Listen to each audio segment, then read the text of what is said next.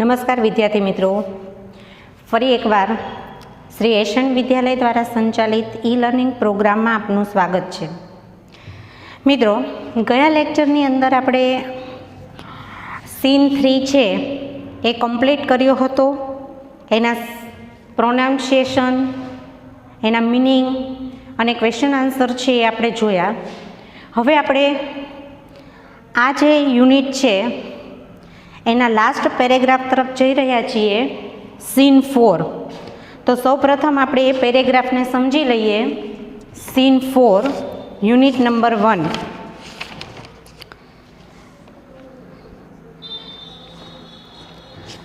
તો મિત્રો, છેલ્લા લેક્ચરમાં આપણે જોયું હતું કે બચેન્દ્રી પાલ છે એણે અરુણિમાને એવી ખાતરી આપી હતી કે તે ટાટા સ્ટીલના જે અધિકારીઓ છે એને વાત કરશે કે તે આ જે એનું એવરેસ્ટ પર ચડવાનું સ્વપ્ન છે એમાં પોતે સ્પોન્સરિંગ બને, એટલે કે પુરસ્કર્તા બને.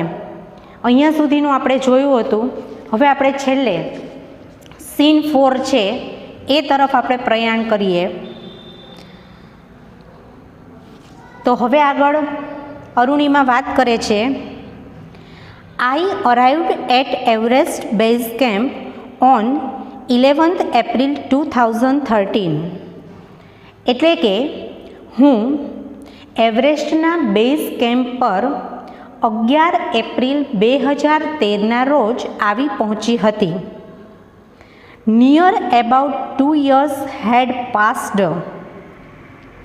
લગભગ, નિયર અબાઉટ એટલે લગભગ, 2 years 2 વર્ષ, હેડ પાસ્ડ એટલે પસાર થઈ ચૂક્યા હતા, since was thrown out of the moving train.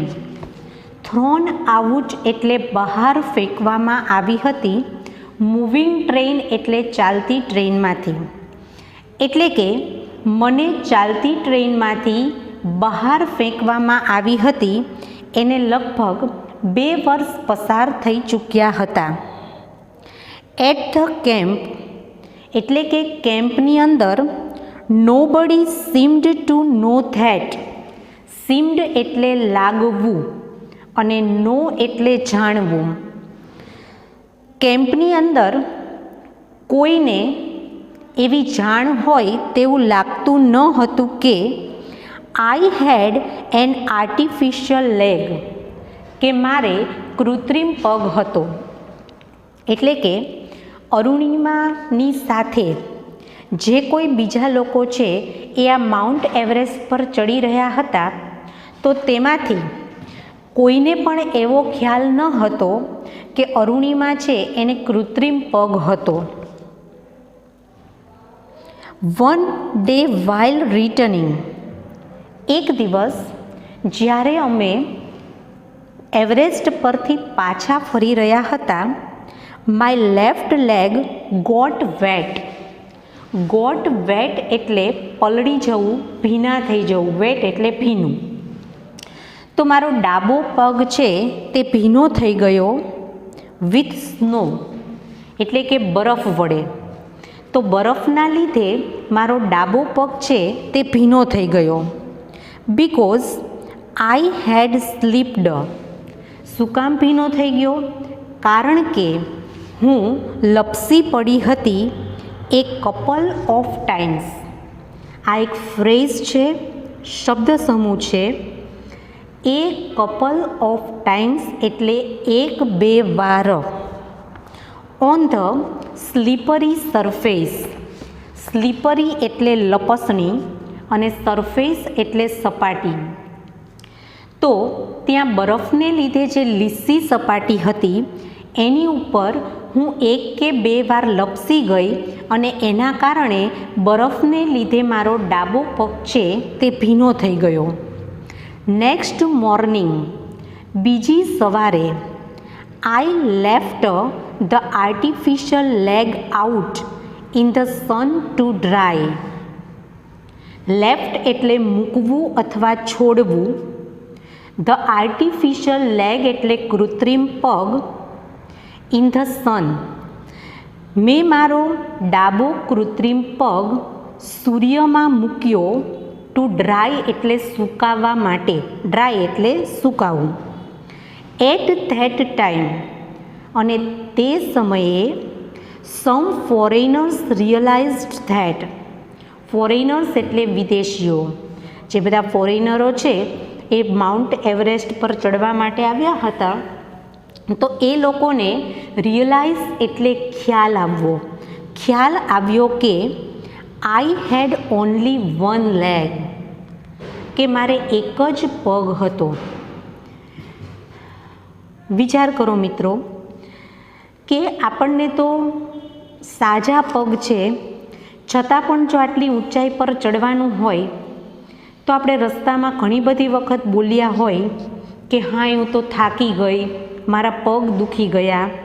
પણ વિચાર કરો કે અરુણિમાને કૃત્રિમ પગ હતો, છતાં પણ કોઈને ખબર પણ ન પડી. તે માઉન્ટ એવરેસ્ટ ચડીને નીચે ઉતરતા હતા ત્યાં સુધી કોઈને ખબર ના પડી કે અરુણિમાનો એક પગ કૃત્રિમ હતો, એટલે કે એમને એક જ પગ હતો. અને હજુ પણ કદાચ ખબર ના પડત, પણ ત્યાંની લપસણી સપાટીને કારણે અરુણિમા એક બે વાર લપસી પડ્યા, પગ ભીનો થઈ ગયો અને પછી એ ભીના પગથી ઉતરી ન શકાય એટલે એમણે એ પગને સૂકવવા માટે સૂર્યના તડકામાં મૂક્યો. ત્યારે બધાને ખ્યાલ આવ્યો કે અરુણિમાને એક જ પગ હતો, બીજો પગ છે એ તો કૃત્રિમ હતો. After that my TRP soared, TRP એનું ફૂલ ફોર્મ છે, T means television, R means rating અને પી એટલે પોઈન્ટર, ટેલિવિઝન રેટિંગ પોઈન્ટ. જો મિત્રો, જેવી રીતે અમે અહીંયા વિડીયો લેક્ચર લઈએ છીએ તો એમાંથી કેટલાના રેટ અમને મળે છે, કેટલાની લાઇક મળે છે, તો એવી જ રીતે આ બચેન્દ્રી પાલ છે તેના માટે, અરુણિમા માટે થઈને જેવી રીતે બચેન્દ્રી પાલને રેટિંગ મળ્યા હતા, લાઇક મળી હતી, એવી રીતે આ અરુણિમા છે એનું પણ આ ટેલિવિઝન ઉપર રેટિંગ પોઈન્ટ છે તે વધવા લાગ્યા. સોડ એટલે વધવું, એટલે કે આ અરુણિમા વિશેની જે જાહેરાત છે તે ટેલિવિઝન ઉપર વધવા લાગી. In my final expedition to Sagarmatha, અને હવે એવરેસ્ટ પરનું ફાઇનલ એટલે અંતિમ ચઢાણ હતું જેનું નામ હતું સાગરમાથા. હેડ ઓફ ધ સી, કે જેને દરિયાનો દેવ ગણવામાં આવે છે, the local name for the peak of Everest, peak એટલે શિખર. આ જે એવરેસ્ટનું શિખર છે ત્યાંનું સ્થાનિક નામ હતું. Nima Kancha was my mountain guider, Nima કાંચા નામનો વ્યક્તિ છે તે અરુણિમાનો પર્વતીય માર્ગદર્શક હતો. He was a nice and helpful Nepalese man, તે એક સારો અને મદદરૂપ થાય તેવો નેપાળી માણસ હતો. હુ યુઝડ ટુ સ્કોલ્ડ મી, તે અવારનવાર મારી પર મને વઢતો, સ્કોલ એટલે ઠપકો આપવો અથવા વઢવું, તો એ માણસ મને વઢતો પણ ખરો. વેન અપસેટ, જ્યારે તે પોતે ખીજાઈ જાય ત્યારે તે મને વઢતો. ધ લાસ્ટ ટ્રેક, ટ્રેક એટલે રસ્તો, કડી, તો જે છેલ્લો રસ્તો હતો મારો, to the peak of Everest began, એટલે કે આ શિખર પર, એવરેસ્ટના શિખર પર ચડવાનો મારો હવે છેલ્લો રસ્તો છે તે બિગેન એટલે શરૂ થયો. It was a very dangerous, તે ખૂબ જ ભયાનક હતો. નેરો પાથ, નેરો એટલે સાંકડું, તે એક સાંકડો રસ્તો હતો. I slipped and fell once, slipped એટલે લપસવું, હું લપસી ગઈ અને એક વખત તો ફેલ એટલે પડી પણ ગઈ. Even my oxygen was running out, અને મારો ઓક્સિજન છે તે રનિંગ આઉટ એટલે ખતમ થઈ જવો, પૂરો થઈ જવો. મારો ઓક્સિજન છે એ પણ ખતમ થઈ ગયો હતો. I was struggling with my paining leg. Struggling એટલે સંઘર્ષ કરવો અને પેઇનિંગ એટલે પીડાવાળો પગ. હું મારા પીડાવાળા પગની સાથે સંઘર્ષ કરી રહી હતી. My Sherpa said. મારો જે શેરપા, મારો જે સાથીદાર હતો, એણે મને કહ્યું આઈ મસ્ટ ક્વિટ. ક્વિટ એટલે છોડી દેવું, કે મારે હવે અહીંયાથી ચડવાનું છોડી જ દેવું જોઈએ. But I new.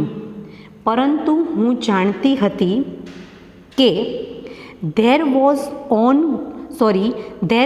no going back. કે ત્યાંથી પાછું વળવાનું ન હતું. બેક એટલે પાછું. કારણ કે મને ખબર હતી કે હવે અહીંથી પાછા પણ જઈ શકાય નહીં.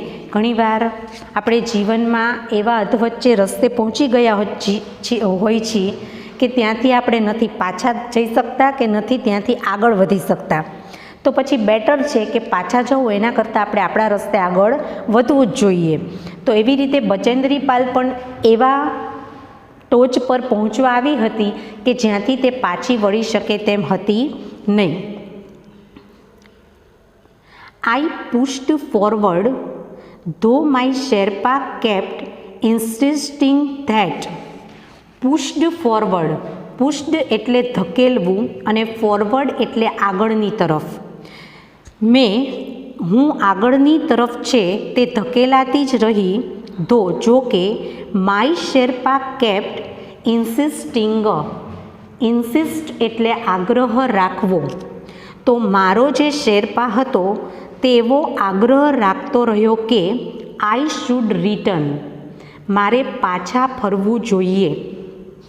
I have enough oxygen. મારી પાસે પૂરતો ઓક્સિજન છે to reach the summit. Summit એટલે શિખર. પીક એટલે પણ શિખર, સમિટ એટલે પણ શિખર. તો આ શિખર પર પહોંચવા માટે મારી પાસે પૂરતો ઓક્સિજન છે. And હોઇસ્ટ the countries flag. હોઇસ્ટ એટલે ફરકાવવું, ફ્લેગ એટલે ધ્વજ. તો મારા દેશનો ઝંડો, મારા દેશનો ધ્વજ ફરકાવવા માટે મારી પાસે આ શિખર પર પહોંચવા માટે પૂરતો ઓક્સિજન છે. What happens આફ્ટરવર્ડ્સ. આફ્ટરવર્ડ્સ એટલે ત્યાર પછી, એટલે કે ત્યાં પહોંચ્યા પછી. Doesn't matter એનીમોર. હેપન્સ એટલે બનવું. ત્યાં પહોંચ્યા પછી જે કાંઈ બનશે એનાથી મને કોઈ જ ફેર પડતો ન હતો. આઈ ટોલ્ડ નીમા કાંચા ફ્રીમલી. ફ્રીમલી એટલે મક્કમતાથી. મેં મક્કમતાથી નીમા કાંચાને આ વાત કહી દીધી. શું કહી દીધું? કે તું એવો આગ્રહ ન રાખીશ કે હું અહીંથી પાછી ફરી જાઉં, કારણ કે મારી પાસે શિખર પર પહોંચવા માટે પૂરતો ઓક્સિજન છે મારા દેશનો ઝંડો લહેરાવવા માટે. અને ત્યાં પહોંચ્યા પછી જે કંઈ થશે એનાથી મને કોઈ ફેર પડતો નથી, એવું અરુણિમાએ નીમા કાંચાને મક્કમતાથી કહી દીધું. ત્યાર પછી આગળ એક વાત સરસ કરે છે કે રિમેમ્બર, યાદ રાખજે, નન કેન ડિફેટ યુ. કોઈ પણ વ્યક્તિ છે એ તમને હરાવી શકતું નથી. ડિફેટ એટલે હરાવવું. અન્ટિલ, જ્યાં સુધી નહીં ત્યાં સુધી. યુ કન્સીડ. કન્સીડ એટલે હાર સ્વીકારવી. ડિફેટ એટલે હરાવવું અથવા હાર. કન્સીડ એટલે હાર સ્વીકારવી. જ્યાં સુધી તમે પોતે હાર સ્વીકારશો નહીં ત્યાં સુધી તમને જીવનમાં કોઈ વ્યક્તિ હરાવી શકશે નહીં. એટલે અરુણિમા કહે છે કે જ્યાં સુધી આપણે હાર સ્વીકારીએ નહીં ત્યાં સુધી કોઈ પણ વ્યક્તિ આપણને હરાવી શકે નહીં. Yes, occasional failures will test you. હા, એક વાત છે કે ઓકેઝનલ એટલે પ્રસંગોપાત અને ફેલર્સ એટલે નિષ્ફળતા. હા, પ્રસંગોપાત નિષ્ફળતા છે તે વિલ ટેસ્ટ એટલે કે કસોટી કરશે, યુ એટલે તમારી. હા, કદાચ એવું બનશે કે જીવનમાં અમુક પ્રસંગોપાત તમે નિષ્ફળ પણ જાઓ, પણ એ માત્ર તમારી એક કસોટી હશે. But keep trying. પરંતુ તમારે એ વસ્તુને ત્યાં છોડી દેવાની નથી, પ્રયત્ન કરતા રહેવાનો છે. કીપ ટ્રાઈંગ એટલે પ્રયત્ન કરતા રહેવું. એટલે કે અરુણિમા નીમા કાંચાને કહી દે છે કે હું અહીંથી પાછી ફરવાની નથી, મેં મક્કમ નિર્ણય કર્યો છે. અને બહુ સરસ સમજાવે છે કે જ્યાં સુધી તમને કોઈ હરાવે નહીં, જ્યાં સુધી તમે હાર સ્વીકારો નહીં ત્યાં સુધી તમને કોઈ હરાવી શકે નહીં. હા, કદાચ પ્રસંગોપાત નિષ્ફળતા છે એ તમારી પરીક્ષા ચોક્કસ લેશે, પરંતુ તમારે પ્રયત્ન કરવાનું છોડવાનું નથી. સમ ડોર્સ ઓફ ઓપોર્ચ્યુનિટી. હજુ આગળ કહે છે કે ડોર્સ એટલે દ્વાર, ઓપોર્ચ્યુનિટી એટલે સફળતા. સફળતાના કોઈક દ્વાર વિલ સર્ટેનલી ઓપન, તે ચોક્કસ તમારા માટે ખુલશે.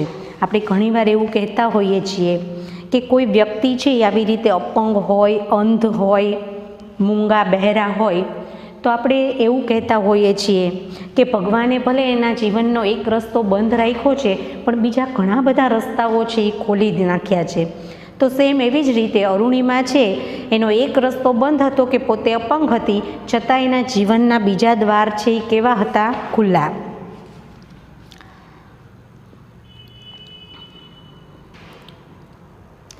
Some doors of opportunity will certainly open. Then I could see him following me even as I continued to drag myself to the top.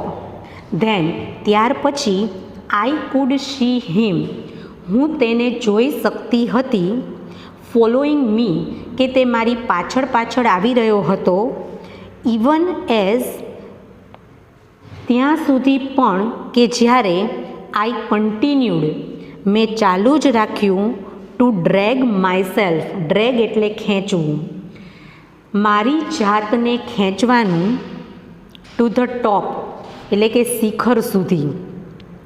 The drag, walk, drag, continued. થોડીવાર હું મારી જાતને ખેંચું, વળી પાછી ચાલુ સરખી રીતે, વળી પાછી મારી જાતને ખેંચું, આવું ચાલુ જ રહ્યું. ટીલ એટલે ત્યાં સુધી. ઇટ ફાઇનલી હેપન્ડ કે જ્યાં સુધી મારો સંપૂર્ણ રીતે અંત ના આવ્યો, એટલે કે જ્યાં સુધી હું સંપૂર્ણ રીતે ઉપર પહોંચી ના ગઈ, ટોપ ઉપર, શિખર પર, ત્યાં સુધી આવું ચાલ્યા જ કર્યું. The top is a small 20 by 20 ice table. અને આ એવરેસ્ટનું જે સૌથી ઉપરનું શિખર છે તે કેવું હતું? તો 20 by 20નું બરફનું ટેબલ હોય એવું એ હતું. I saw several flags. Several એટલે કેટલાક, ફ્લેગ એટલે ઝંડા. મેં કેટલાક ઝંડા જોયા, ઓફ વેરિયસ કન્ટ્રીઝ. વેરિયસ એટલે વિવિધ અને કન્ટ્રીઝ એટલે દેશો. મેં વિવિધ દેશોના કેટલાક ઝંડા જોયા. ફ્લટરિંગ પ્રાઉડલી. ફ્લટર એટલે લહેરાવું, કે જે ગર્વથી લહેરાતા હતા. આઈ હેડ લીવડ ધીસ મોમેન્ટ. અને હું આ પળને જીવી રહી હતી. લીવડ એટલે જીવવું. ધીસ મોમેન્ટ એટલે આ ક્ષણ. સો મેની ટાઈમ્સ, ઘણો બધો સમય. ઇન માય માઇન્ડ, મારા મનમાં. અને મારા મનની અંદર ઘણી બધી વખત, એટલે બહુ વાર સુધી મેં આ પળોને માણી લીધી, જીવી લીધી.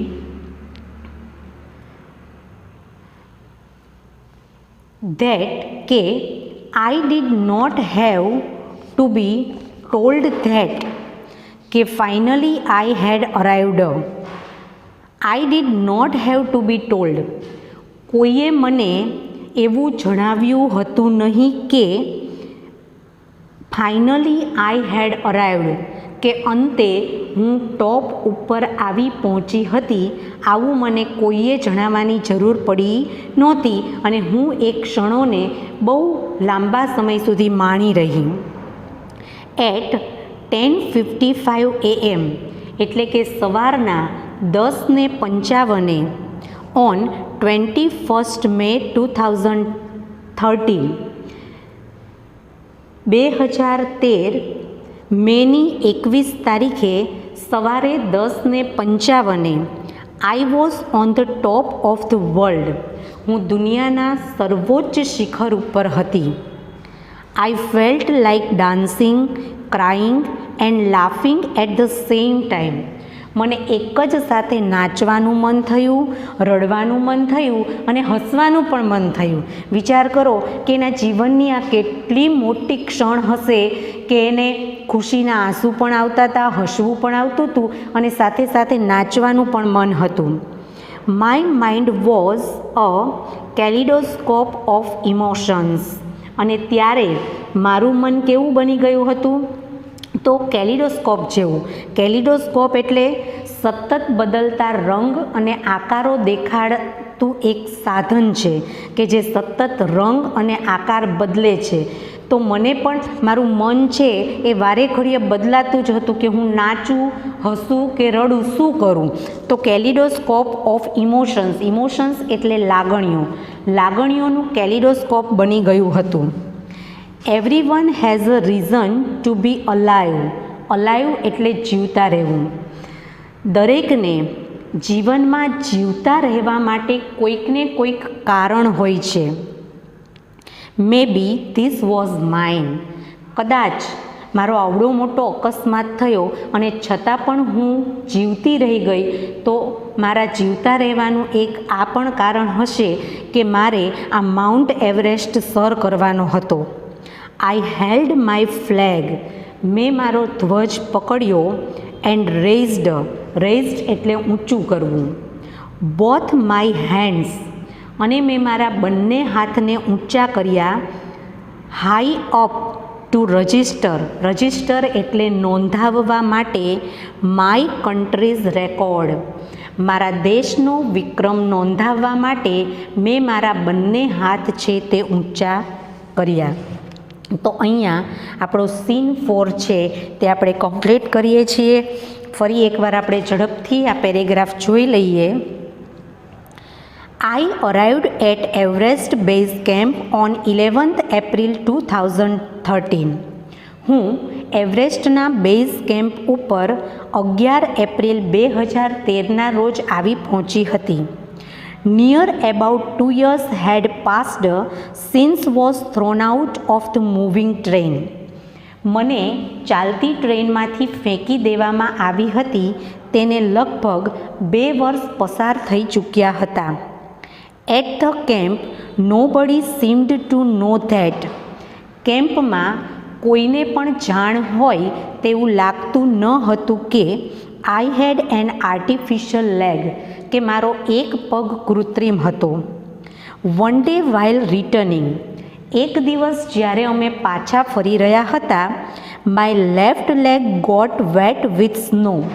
ત્યારે મારો ડાબો પગ જે કૃત્રિમ પગ હતો તે બરફના લીધે ભીનો થઈ ગયો. Because I had slipped a couple of times on the slippery surface. કારણ કે લપસણી સપાટી પરથી હું 1 કે 2 વાર લપસી પડી હતી એના લીધે. Next morning I left the artificial leg out in the sun to dry. બીજી સવારે મેં મારો કૃત્રિમ પગ છે તેને સૂકવવા માટે સૂર્યના તડકામાં છોડ્યો. At that time some foreigners realized that I had only 1 leg. ત્યારે કેટલાક વિદેશીઓને ખ્યાલ આવ્યો કે મારે એક જ પગ હતો. After that my TRP soared. ત્યારબાદ મારી લોકપ્રિયતા છે તે વધવા લાગી. In my final expedition to Sagarmatha. મારું અંતિમ ચઢાણ જે સાગરમાથાનું હતું, કે જેને હેડ ઓફ ધ સી, દરિયાનો દેવ ગણવામાં આવે છે, the local name for the peak of Everest, કે જે આ એવરેસ્ટના શિખરનું સ્થાનિક નામ છે. Nima Kancha was my mountain guide. નીમા કાંચા નામનો વ્યક્તિ છે તે મારો પર્વતીય માર્ગદર્શક હતો. He was a nice and helpful Nepalese man. તે એક સારો અને મદદરૂપ થાય તેવો નેપાળી માણસ હતો. Who used to scold me at times when upset. જ્યારે તે ખીજાયેલો હોય ત્યારે તે મને ઠપકો પણ આપતો. The last track to the peak of Everest began. હવે એવરેસ્ટનું જે છેલ્લો શિખરનો રસ્તો હતો તે શરૂ થયો. It was a very dangerous narrow path. તે ખૂબ જ ભયાનક અને સાંકડો રસ્તો હતો. I slipped and fell once. હું લપસી ગઈ અને એક વખત પડી ગઈ. Even my oxygen was running out. મારો ઓક્સિજન છે તે પણ ખતમ થઈ રહ્યો હતો. I was struggling with my paining leg. હું મારા પીડાવાળા પગની સાથે સંઘર્ષ કરી રહી હતી. My Sherpa said I must quit. મારા શેરપાએ મને કહ્યું કે તારે છોડવું જ જોઈએ. But I knew that there was no going back. પરંતુ હું જાણતી હતી કે મારે પાછા વળવાનું ન હતું. I pushed forward though my Sherpa kept insisting that I should return. મેં મારી જાતને આગળ ધકેલવાનું ચાલુ જ રાખ્યું. જો કે મારા શેરપાએ મને આગ્રહપૂર્વક કહ્યું કે તારે પાછું ફરી જવું જોઈએ. I have enough oxygen to reach the summit and હોઇસ્ટ the countries flag. ત્યારે મેં એને કહ્યું કે મારી પાસે આ શિખર પર પહોંચવા અને જઈને મારા દેશનો ઝંડો લહેરાવવા માટેનો પૂરતો ઓક્સિજન છે. What happens આફ્ટરવર્ડ્સ doesn't matter એનીમોર. અને ત્યાર પછી શું થશે એનાથી મને કાંઈ ફેર પડતો નથી. I told Nima Kancha firmly. મેં નીમા કાંચાને મક્કમતાથી કહી દીધું. રિમેમ્બર, યાદ રાખજે, none can defeat you until you concede. જ્યાં સુધી તમે હાર ન સ્વીકારો ત્યાં સુધી તમને કોઈ હરાવી શકતું નથી. Yes, occasional failures will test you but keep trying. હા, પ્રસંગોપાત નિષ્ફળતા જરૂર તમારી પરીક્ષા લેશે, પરંતુ પ્રયત્ન ચાલુ જ રાખવાનો. Some doors of opportunity will certainly open. સફળતાના કેટલાક દ્વાર હંમેશા તમારા માટે ચોક્કસ ખુલ્લા રહેશે. Then I could see him. ત્યાર પછી હું તેને જોઈ શકતી હતી. ફોલોઈંગ મી, કે તે મારી પાછળ આવી રહ્યો હતો. Even as I continue two drag myself to the top. ત્યાં સુધી કે જ્યાં સુધી મેં મારી જાતને શિખર સુધી ખેંચે રાખી ત્યાં સુધી. The drag walk drag continued. ખેંચવાનું ચાલવાનું ખેંચવાનું આવું ચાલુ જ રહ્યું. Till it finally happened. જ્યાં સુધી અંત આવ્યો ત્યાં સુધી આ છે તે ખેંચવાનું ચાલવાનું ખેંચવાનું ચાલુ જ રહ્યું. The top is a small 20 by 20 ice table. જે શિખર છે તે 20 by 20નું બરફનું એક ટેબલ હતું. I saw several flags of various countries fluttering proudly. મેં કેટલાક દેશના ઝંડા છે તે ગર્વથી લહેરાતા જોયા. I had lived this moment so many times in my mind. મેં આ ક્ષણોને મારા મનની અંદર ઘણી બધી વાર સુધી જીવી લીધી. That I did not have to be told that finally I had arrived. અને મને જણાવવાની બિલકુલ જરૂર ન હતી કે હવે હું એવરેસ્ટના શિખર પર હતી. At 10:55 a.m. on 21st May 2013, I was on the top of the world. 21 મે 2013 સવારના 10:55 હું દુનિયાના સર્વોચ્ચ શિખર પર હતી. I felt like dancing, crying and laughing at the same time. મને એક જ સમયે નાચવાનું, રડવાનું અને હસવાનું મન થયું. My mind was a kaleidoscope of emotions. મારું મન છે તે લાગણીઓનું કેલિડોસ્કોપ બની ગયું. Everyone has a reason to be alive. દરેકને જીવતા રહેવા માટેનું એક કારણ હોય છે. મે બી ધીસ વોઝ માઇન. કદાચ મારા જીવતા રહેવાનું આ જ કારણ છે.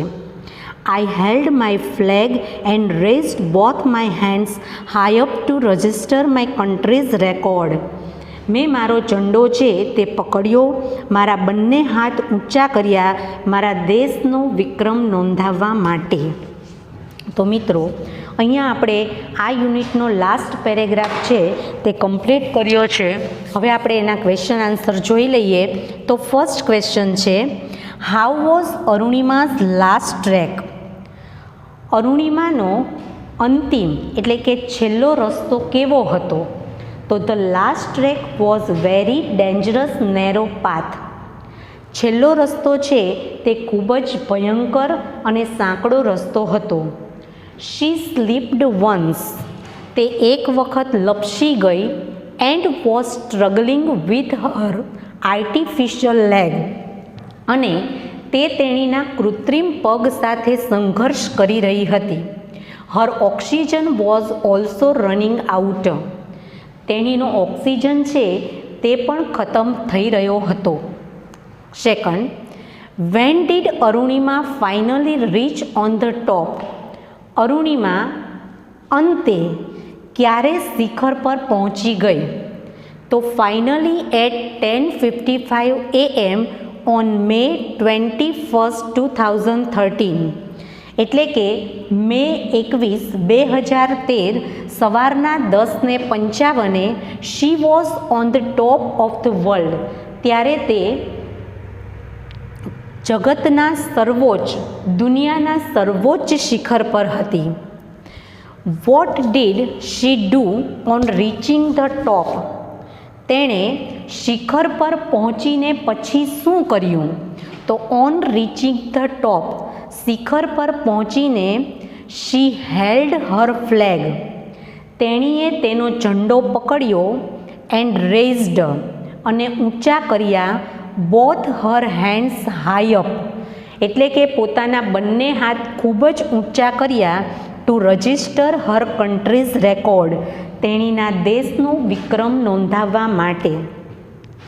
તો મિત્રો, અહીંયા આપણે આ જે પેરેગ્રાફ છે એના ક્વેશ્ચન આન્સર કમ્પ્લીટ કર્યા. એક શોર્ટ નોટ છે કે Arunima lost her left leg, એ આપણે જોઈ હતી. આ સેકન્ડ શોર્ટ નોટ છે એ પણ આપણે સાથે સાથે સમજી લઈએ. Arunima's scaling of Everest. અરુણિમાનું Everest પરનું ચઢાણ. Almost a year after Har accident. લગભગ તેણીના અકસ્માતના 1 વર્ષ પછી અરુણિમા જોઈન્ડ. અરુણિમા જોડાઈ ગઈ હતી Bachendri Pal's training institute near Uttarkashi. Bachendri પાલની જે તાલીમ સંસ્થા ઉત્તરકાશીની નજીક હતી તેમાં અરુણિમા જોડાઈ ગઈ હતી. She climbed 21,798 feet high Chamser Kangri mountain in Ladakh. તેણીએ લડાખની અંદર આવેલો ચામસર કાંગડીનો 21,798 ફૂટ ઊંચો પર્વત છે તે પોતે ચડ્યો હતો. And got appreciation. ગોટ એટલે મેળવી હતી, એપ્રિશિએશન એટલે પ્રશંસા, ફ્રોમ બચેન્દ્રી પાલ. અને તેણીએ બચેન્દ્રી પાલ તરફથી પ્રશંસા મેળવી હતી. મેરી શેરની એટલે કે મારી શેરની એવું કહેતી પ્રશંસા. She reached Everest base camp on April 11, 2013. તેણી એવરેસ્ટના બેઝ કેમ્પ પર 11 એપ્રિલ 2013ના રોજ પહોંચી હતી for her final journey to the peak of Everest. આ એવરેસ્ટના શિખર પરની અંતિમ મુસાફરી માટે. The last track was very dangerous narrow path. અંતિમ રસ્તો છે તે ખૂબ જ ભયાનક અને સાંકડો રસ્તો હતો. She slipped once. તે એક વખત સરકી ગઈ. And was struggling with her artificial leg. અને તે તેના કૃત્રિમ પગની સાથે સંઘર્ષ કરી રહી હતી. Even her oxygen was running out. તેનો ઓક્સિજન છે એ પણ ખતમ થઈ રહ્યો હતો. And her Sherpa told her. અને તેણીના સાથીદારે તેને કહ્યું ટુ ક્વિટ છોડવા માટે. But she continued. પરંતુ તેણીએ ચાલુ જ રાખ્યું ટુ ડ્રેગ હરસેલ્ફ. તેણીની જાતને ખેંચવાનું ટુ ધ ટોપ એટલે શિખર સુધી. ફાઇનલી અંતે એટ 10:55 AM ઓન May 21, 2013. અંતે 21 મે 2013 સવારે 10:55 she was on the top of the world. તે દુનિયાના સર્વોચ્ચ શિખર પર હતી. She held her flag. તેણીએ તેનો ઝંડો છે તે પકડ્યો. And raised both her hands high up. અને પોતાના બંને હાથ ખૂબ જ ઊંચા કર્યા to register her country's record. પોતાના દેશનો વિક્રમ નોંધાવવા માટે. તો મિત્રો આપણે અહીંયા યુનિટ 1 અને એનો રીડ 1 છે તે કમ્પ્લીટ કર્યો છે. એના ક્વેશ્ચન આન્સર શોર્ટ નોટ. હવે તમારે આખો યુનિટ 1 છે એની સારી રીતે તૈયારી કરવાની છે. તો મિત્રો હવે પછી આગળનો યુનિટ આપણે નેક્સ્ટ લેક્ચરમાં શરૂ કરીશું. ત્યાં સુધી નમસ્કાર વિદ્યાર્થી મિત્રો.